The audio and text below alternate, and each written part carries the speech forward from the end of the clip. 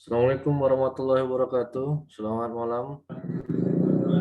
Waalaikumsalam warahmatullahi wabarakatuh. Malam Pak. Ya, mohon maaf, nggak terlambat. Baru saya buka Zoom-nya karena tadi sedang perjalanan dari kantor ke rumah. Maklum macet. Saya prediksi tadi bisa nyampe sebelum jam 7. Namun ternyata 7.15 baru nyampe di rumah. Jadi sejenak saya tadi sholat maghrib baru bisa masuk untuk membuka linknya.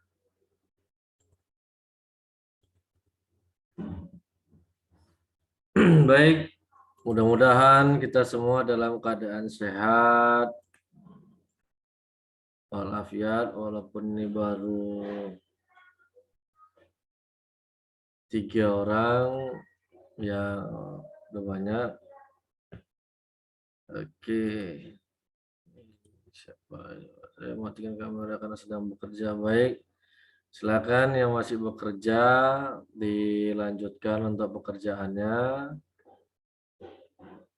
Yang bisa masuk silakan untuk diaktifkan kameranya.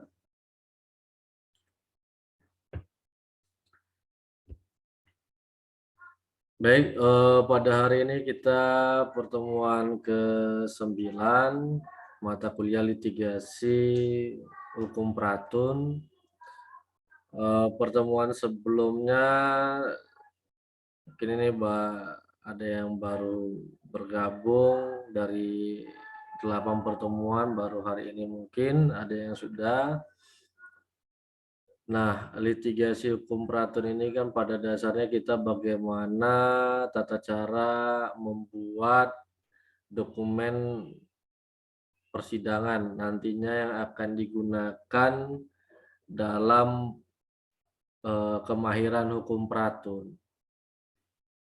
Nah, mulai dari bagaimana cara membuat surat kuasa, gugatan, jawaban, replik, duplik, pengantar bukti, kemudian bagaimana membuat berita acara persidangannya.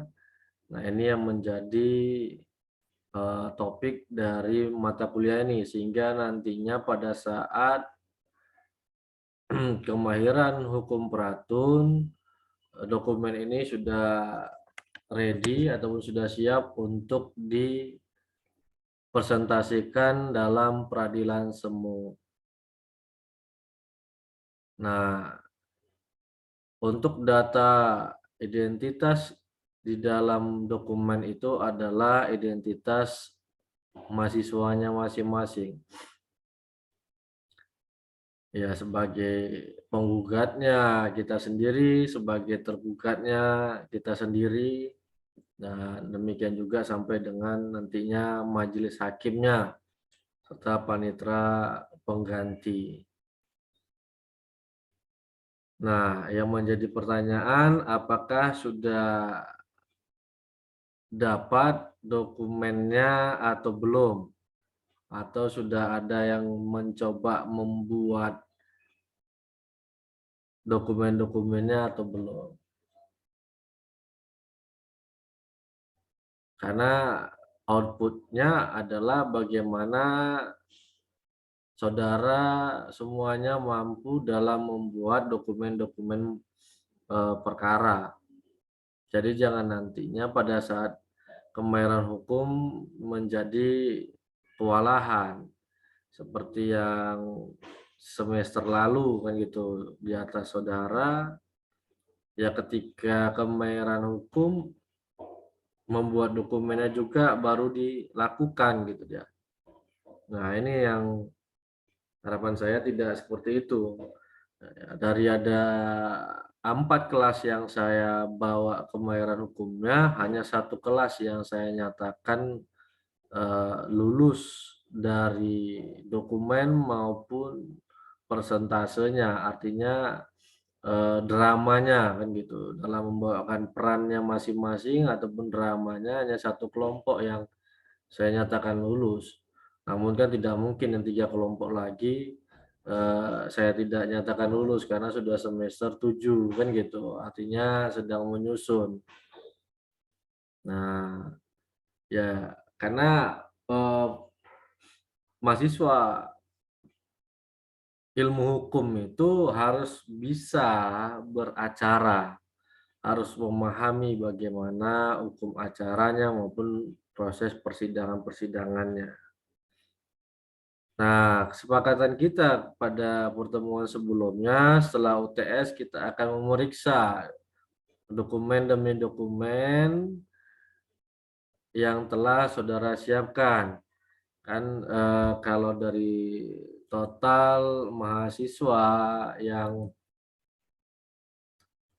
mengambil mata kuliah ini, saya cek dulu.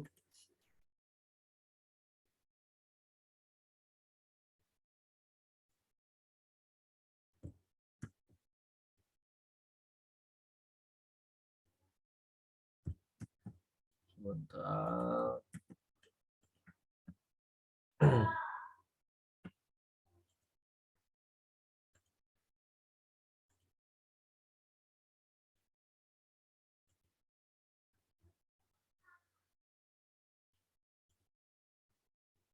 Nah, ini ada 17 orang. Kalau dari daftar hadir ataupun daftar KRS yang mengambil mata kuliah litigasi hukum peratur.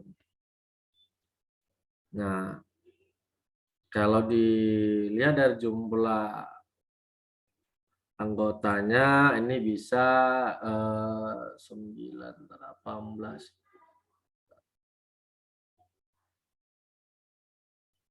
3, 4, 5, 6,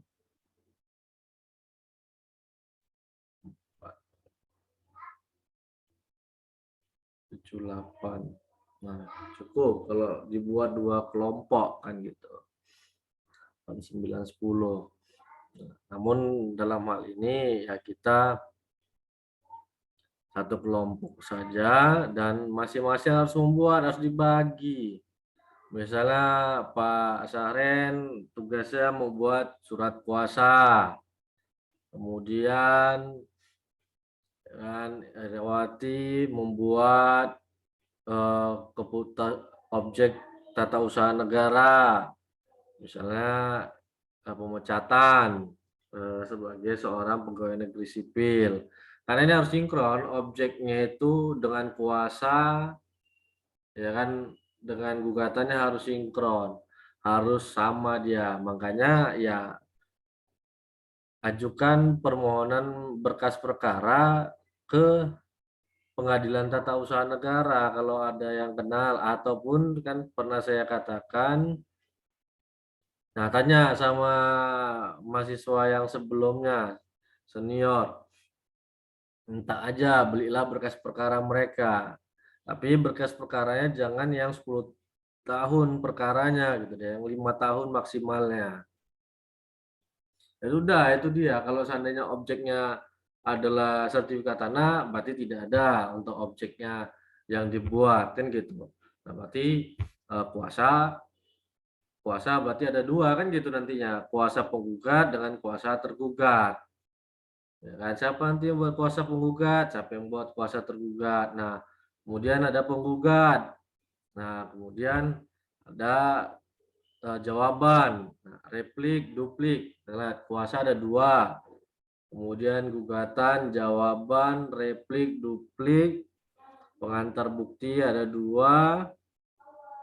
Nah, untuk persidangan, pas berita acara persidangan sama saksi nantinya.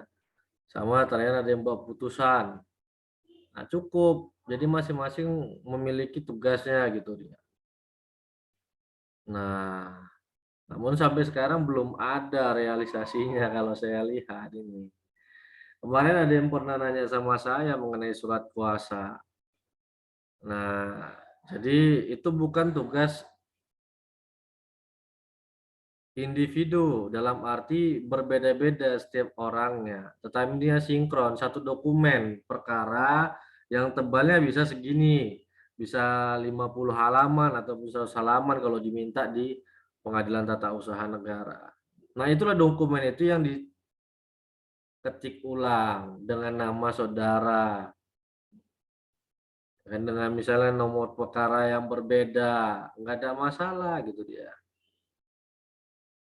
Nah, itu yang dibutuhkan. Ya kan? Nah, jadi siapa yang buat surat kuasa, siapa yang buat gugatan, siapa yang buat jawaban, dan sampai dengan yang membuat putusannya. Nah, kalau putusan ya 2 orang atau 3 orang kan gitu. Karena 3 orang lah, hakim kan ada 3 orang, berarti 3 orang yang membuat putusan kan gitu. Nah, karena kan banyak misalnya. Nah, untuk mengetik ulang lah. Tapi kalau untuk gugatan, jawabannya tinggal diambil dari file temannya yang sudah membuat gugatan, yang sudah buat jawaban, tinggal di copy paste saja. Tinggal nanti ya sama dengan juga alat pengantar alat buktinya gitu dia. Nah, tinggal nantinya eh, apa namanya putusan kan gitu.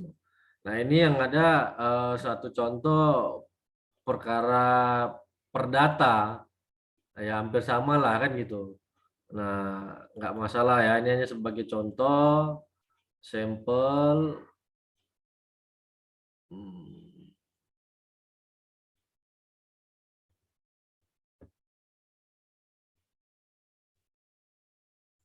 nah, hampir sama lah, bedanya kan harus ada objek eh, tata usaha negaranya kan gitu.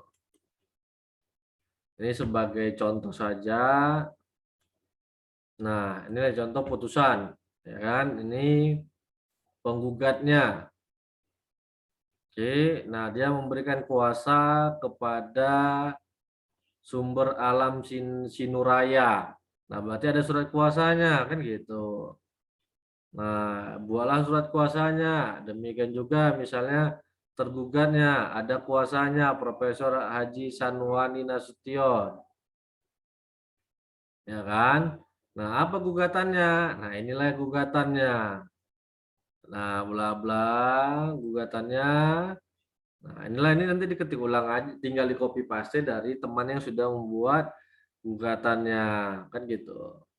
Nah, inilah, nah baru menimbang, ini harus diketik ulang kan gitu. Bagian inilah nanti yang diketik ulang sama hakimnya.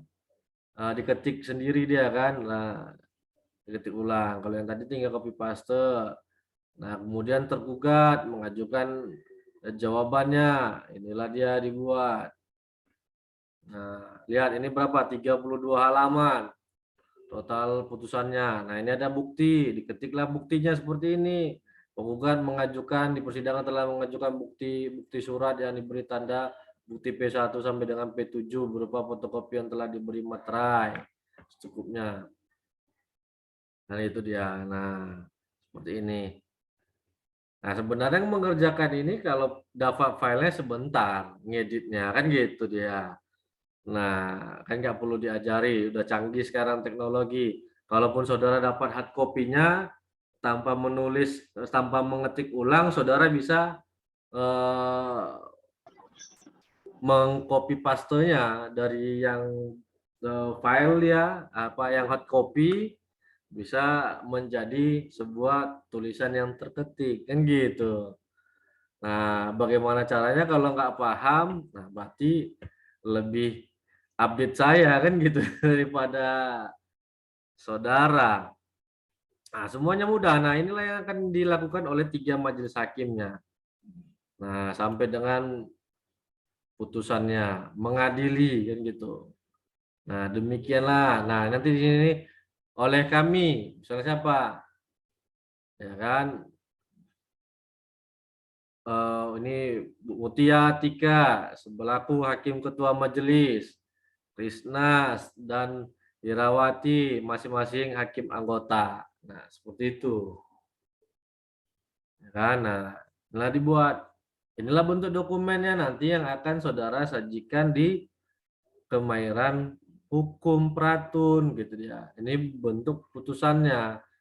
Nah, putusan ini ya terdiri dari gugatan, ya kan? Ini gugatan, kemudian jawaban. Yang tidak masuk adalah replik duplik. Karena di dalam hukum acara perdata, karena kita menganut hukum acara perdata untuk petunnya, replik duplik itu tidak diwajibkan.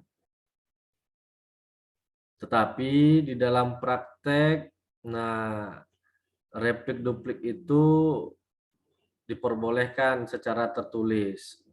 Nah, bisa secara lisan replik duplik itu, ya kan? Nah, bisa secara tertulis. Kenapa? Yang paling penting adalah gugatan dan jawaban. Nah, replik dan duplik itu hanya pengulangan untuk memperkuat dalil-dalil yang dimasukkan di dalam eh, gugatan maupun jawaban. Nah, sehingga hakim menganggap hal itu tidak menjadi suatu keharusan. Makanya hakim akan bertanya nantinya apakah penggugat akan mengajukan replik tertulis atau lisan terhadap jawaban, kan gitu. Nah, tertulis kata penggugat, maka sidang akan ditunda. Nah, lisan misalnya ya sudah, berarti ketika penggugat mengajukan replik secara lisan, maka tergugat juga pasti akan mengajukan dupliknya secara lisan. Kan gitu, karena saudara sudah belajar hukum acara, jadi saya tidak menjelaskan lagi apa itu duplik, apa itu replik. Nah, tetapi kenapa dia tidak dimasukkan di dalam putusan? Nah, itu tadi jawabannya, karena replik dan duplik bisa disampaikan secara lisan di depan persidangan. Apa replik yang diucapkan secara lisan? Bahwa penggugat tetap pada dalil dalam gugatannya. Artinya dia mempertahankan gugatan yang telah diajukannya, tidak mengajukan perubahan ataupun bantahan lainnya. Ataupun dia mengabaikan, menolak seluruh jawaban dari tergugat. Jadi penggugat menolak seluruh jawaban dari tergugat dan penggugat tetap pada gugatannya. Nah, seperti itu. Udah bisa menjadi satu tanggapan, yaitu replik. Demikian juga dupliknya. Nah, tetap pada jawaban. Nah, langsunglah nanti kepada pembuktiannya. Nah, inilah pembuktiannya. Fotokopi ditulis, ya kan, bukti P, diberi tanda P. P ini artinya penggugat. Nah, P ini bisa penggugat, bisa pemohon. Nah, disesuaikan dengan eh,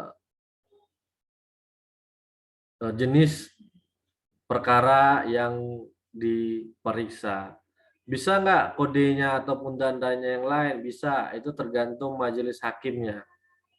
Majelis hakim bisa merubah kode bukti itu. Nah, jadi disesuaikan. Namun lazimnya kodenya itu P itu sama dengan penggugat. Nah, T itu sama dengan tergugat. Nah, ini saksi, keterangan saksi nanti harus dimasukkan juga, ya kan?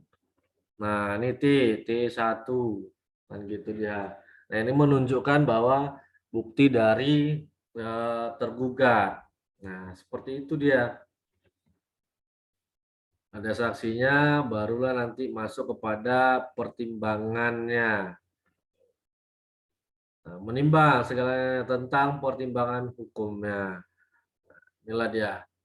Bla bla bla bla bla bla. Nah, nanti akan kita bahas tentang putusan ini. Nah, jadi seperti itu. Itu contoh. Pertanyaannya apakah minggu depan, kan gitu dia. Dokumennya sudah ada atau belum. Paling tidak minggu depan kita akan meriksa surat kuasa. Jadi silakan dibagi gitu, 17 orang, ya kan, 17 orang dibagi siapa sebagai penggugatnya, siapa yang membuat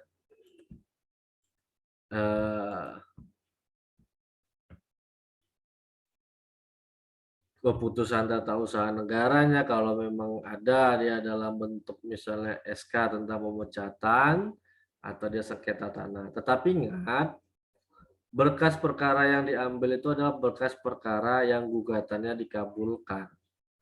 Jangan yang ditolak. Kenapa kita anggap gugatan yang dikabulkan itu sudah memenuhi syarat material dan syarat formilnya. Kan gitu dia. Jadi cari perkara tun yang gugatannya dikabulkan. Saya bilang dia berkas perkara itu bisa diambil di pengadilan, tetapi pakai surat pengantar biasanya. Kalau mau jalur belakang, kalau ada yang kenal, nah siapa ini yang diantara yang hadir pada hari ini bekerja di kantor advokat? Saya Pak. Nah, ini biasanya bisa ada kenalan di petun itu biasanya untuk advokatnya. Jadi minta bantuannya melalui pegawai di sana untuk minta berkas perkaranya di gudang, di fotokopi tidak secara prosedural. Nah, tapi ya kasihlah uang fotokopinya. Karena kalau secara prosedural itu lama. Makanya dari awal kan sejak pertemuan pertama sudah diwanti-wanti gitu dia. Minta harus ada surat pengantar, nanti masuk akan kemudian dilimpahkan dulu ke bagian panitera muda, ya kan, panitera muda hukum, baru ke panitera, dari panitera ke ketua pengadilan, dari ketua wakil ketua dulu, wakil ketua ke ketua pengadilan, baru balik ke panitera, dari panitera balik lagi ke panmunnya. Lama prosesnya, kan itu dia. Nah barulah ke bagian arsip setelah ada ACC-nya. Nah, jadi coba si Rizky nanti komunikasikan dengan advokat di tempat bekerja, ada apakah ada atau tidaknya untuk rekanan. Biasanya panitera pengganti ataupun jurusita bisa untuk mengambilnya di bagian gudang. Nah, jadi perkara yang 5 tahun terakhir, gitu dia. Bisa Rizky? Izin Pak, kemarin udah tanya sama senior kan, udah bertanya juga soal ini juga gitu, katanya itu berkas nggak bisa diminta katanya Pak. Nah, ini memang kalau petun ini agak unik dia memang. Kalau pengadilan negeri bisa. Ya kalau nggak bisa, nah, Soalnya kan kawan Bapak juga sih, dia kenal Bapak. Saya ikut sama Bang Tumbur sama Bang Muji Pak, oh gitu. sama Bang Tengku Pamieludin. Oh, Jadi kemarin dibilang dia, mana mungkin ada aja itu Mas Pur itu kata dia. Nggak bisa itu bisa. kata dia. Makanya coba nanti tanya sama yang senior aja, yang di atas, coba. Nah, kalau enggak, besok coba saya hubungi yang orang di Petun. Ini kan tergantung linknya. Kan gitu dia, tergantung linknya di dalam. Indonesia nggak Soalnya ada yang jalan buntu, semuanya jalan tembus dia. Nah, nanti saya soalnya yang bilang tuh sering sama seniormu di kantor Muji, itu. Iya, Muji dari yang sering mana di sana Pak. pula dibilangnya nggak bisa. Semua ada jalannya, nggak ada jalannya itu semua. Kan gitu dia. Sekarang kan tergantung. Nah, mau jalannya bagaimana, kalau mau nabrak tembok ya nggak bisa dia, tapi jangan sampai nabrak tembok kan gitu dia. Nah, nanti saya akan hubungi, ibaratkan di sana dia kepala sukunya lah. Nanti saya hubungi kepala suku di Tun besok. Kalau memang bisa nanti akan saya kabari melalui grup siapa nanti yang akan ke sana untuk mengambilnya kan gitu. Nah, yang paling penting nanti disiapkan, kalaupun minggu depan nggak bisa, berarti pertemuan ya ke-11 mau nggak mau kita akan bedah kasus yang lebih cepat, ya kan? Berarti ada tinggal sisa 5 pertemuan lagi, kan gitu dia. Kalau dia pertemuan ke-11 baru kita mulai, nggak ada masalah, kan gitu. Jadi puasa, nah ini dia. Yang penting sistematikanya nanti yang akan saya sampaikan, ya kan. Tapi kalau dari awal kemarin saudara minta secara prosedural itu pasti sudah dapat sekarang. 8 minggu kan gitu dia, 8 minggu berarti lebih kurang 2 bulan. Udah pas alurnya tadi itu, bisa dapat. Nah, nggak mungkin nggak dikasih ketika ada surat pengantar dari kampus, tujuannya kan sudah jelas. Itu dia.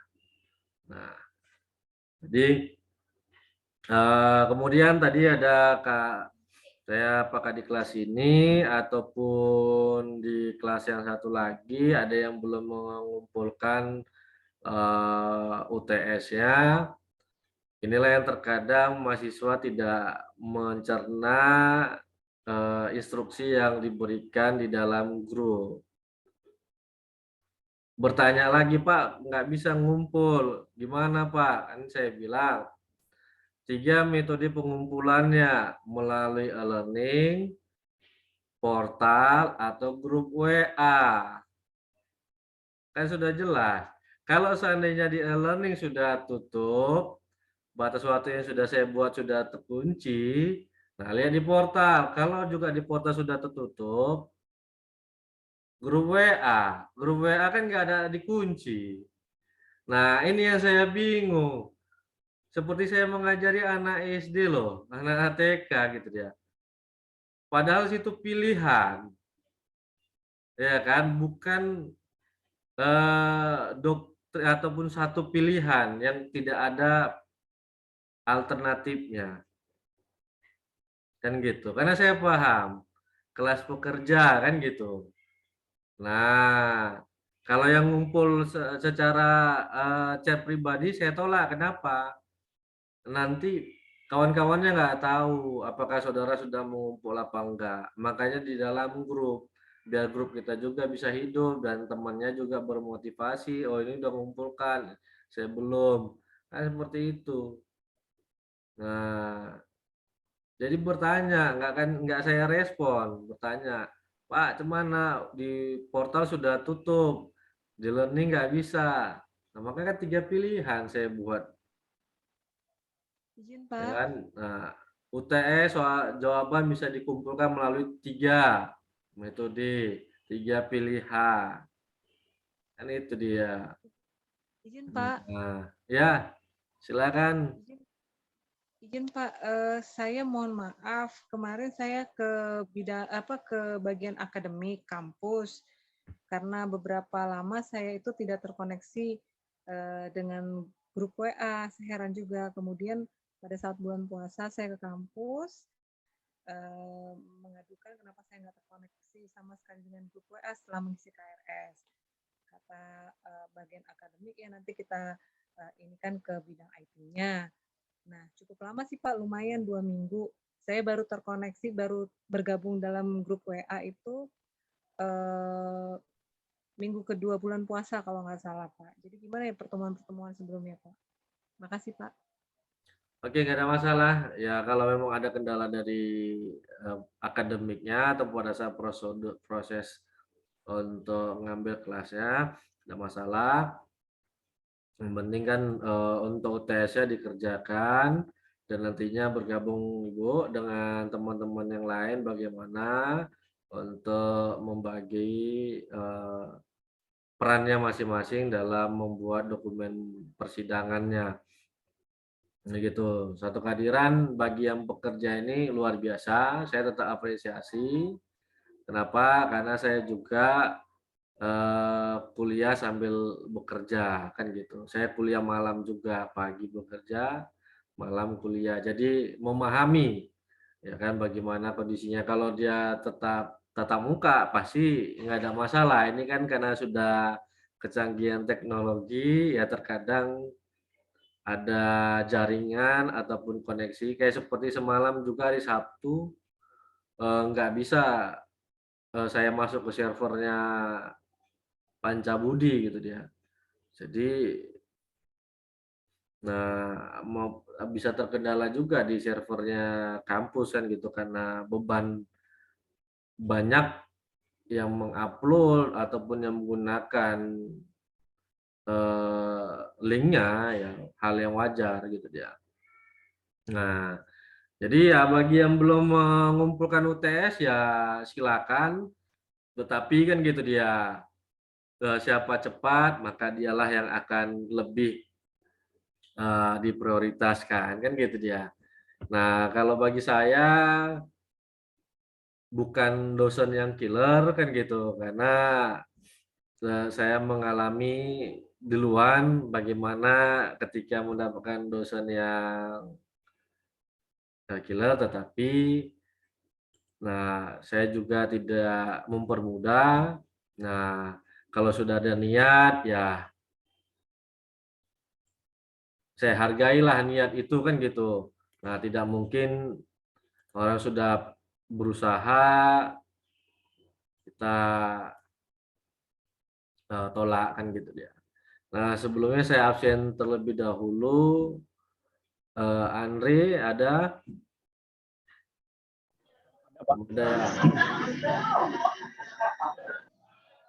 Angelina,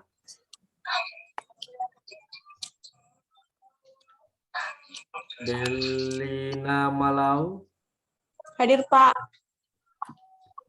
Hartati Emi, Irawan. Hadir, Pak. Oh, ada Hartati ya. Oke. Irma Ramayani.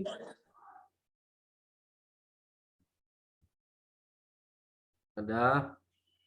Yom Isna Rahmadani. Krisna Yudi. Maria Andriani. Hadir, Pak. Tadi Bu Mutia Atika. Hadir, Pak. Nanang Kurniawan. Hadir, Pak. Nindya Irma. Rizky Hamdani Hasibuan. Hadir, Pak.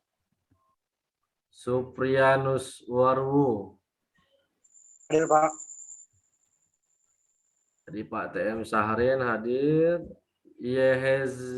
Yehezkil Panjaitan. Hadir, Pak. Saya pikir Nias tadi ini ya kan. Agak sulit namanya disebutkan.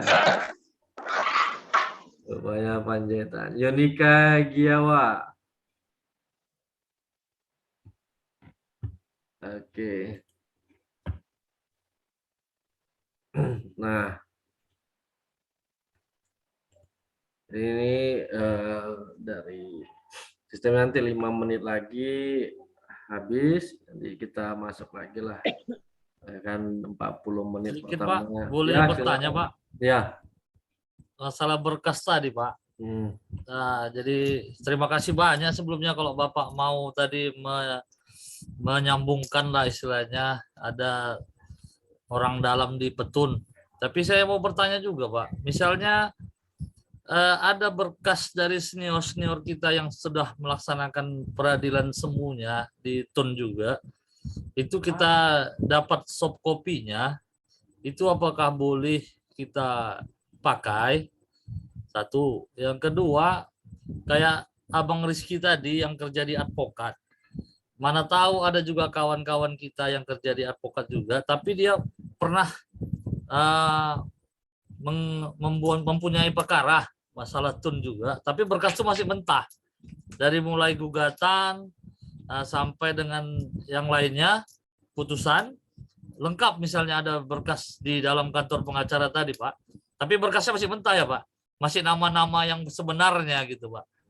Itu apakah boleh juga kita rombak dengan nama-nama kita nantinya gitu, Pak? Itu aja, Pak, sih, Pak. Oke, baik. Sama Boleh. tadi kantong saya kirim UTS di kantong tugas ya, Pak. Boleh. Info aja. Makanya saya bilang boleh, silakan. Yang dari senior saudara dapat berkas, boleh. Cuma kan ya registernya itu janganlah pula di tahun 2010. Ya paling tidak 2015 kan gitu dia. Jadi jangan. Tahun semalam, Pak. Tahun semalam mereka peralihan semu. Iya, boleh. Kan dia dulu perkara yang mereka ambil tahun berapa kan gitu dia. Nah, boleh. Itu nanti saudara ganti dengan nama-nama saudara semuanya. Yang penting itu dokumen perkara itu ada berita acaranya gitu. Berita acara perkara setiap persidangannya. Mungkin kalau di kantor advokat berita acara perkaranya itu tidak ada. Bisa jadi yang ada itu hanya gugatan, jawaban, ya kan, surat kuasa, pengantar bukti kan gitu. Nah, untuk keterangan saksinya itu tidak ada. Ya kan? Nah, keterangan saksi nanti bisa dikonversi dari putusan kan gitu, dibuat dia. Nah, boleh nggak ada masalah saya bilang. Ya kan, intinya adalah bagaimana saudara memahami nantinya sistematikanya. Kan gitu. Nah, jadi gugatan gimana membuatnya kan gitu. Tahu gitu. Dari halaman pertama sampai dengan halaman terakhirnya, itu yang paling penting. Nah, ketika nanti dari bahan yang senior saudara buat ada yang kesalahan ataupun kurang tepat, nanti kita akan revisi di sini.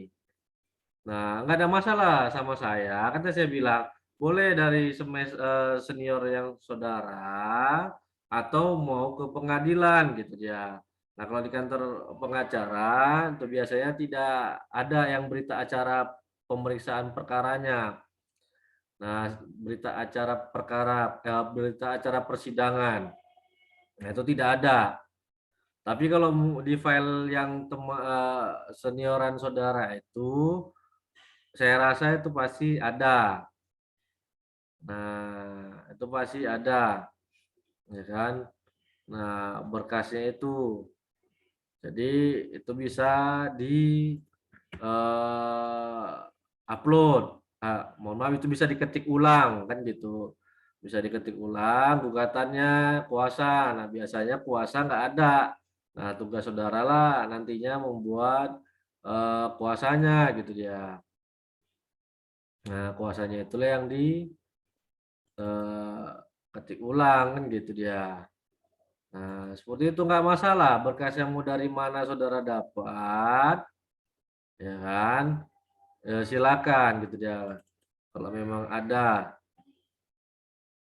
Nah, ini nggak ada. Iya, Pak. Cuma masalahnya paling kalau gini kelompoknya yang paling payah, Pak. Dipersatukan, dikumpulkan, dipertemukan pun payah, Pak. Ya kan ada grup kita kan gitu, grup WA. Nah, misalnya Pak Saren lah sebagai relatornya ataupun komisaris ruangan kita ini. Nah, dari data absensinya tadi, nah tentukan aja gitu dia kan. Nah, atau dari yang di sini, ya kan, di grup siapa yang membuat ini, ajukan diri sendiri. Ya, kan ada grup yang kita buat Pak Sahrin kemarin. Nah, Bisa lah kita masukkan kawan-kawan yang bisa nanti Iya, jadi udah dibuat kelompok grup yang kita. masuk pun nggak ada. Iya, itu dia, Bang. Begitu Kan diminta mesti berkas di-tab bingung ini. satu-satu. Sama siapa berkasnya ini kan gitu. Apalagi kalau udah mau sidang nanti lebih parah lagi. iya, Dan berkasnya belum siap.